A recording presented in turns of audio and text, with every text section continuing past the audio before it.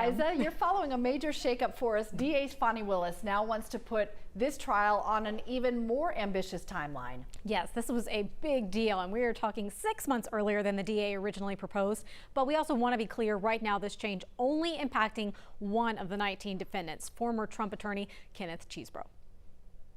The move following a flurry of legal filings. Fulton County Judge Scott McAfee made the call Thursday, signing off on DA Willis's proposed October 23rd trial date for Kenneth Chesebro, a response to Chesebro's demand for a speedy trial. So the right to a speedy trial generally is a right held by defendants to get to their trial in a reasonable amount of time. John Meixner, assistant professor of law at the University of Georgia, says the legal definition for a speedy trial varies, but in Georgia, it's 2 terms of court, usually a period of several months. He also says it's possible that date could change. The judge also specifying in his order that at this time, these deadlines do not apply to any co-defendant. Yet Donald Trump's team already taking a stance, telling the court the former president would intend to sever his case from Chesebro and any other defendant, proposing the speedier timeline. Trump is a different defendant than the lower end of ones, obviously for many reasons. Criminal defense attorney Meg Strickler says while a speedy trial may make sense for some defendants, Trump's charged with 13 counts, all of which will take more time to prepare for. The judge ultimately deciding on that trial timeline and whether defendants will be tried together. This is an enormous case that will have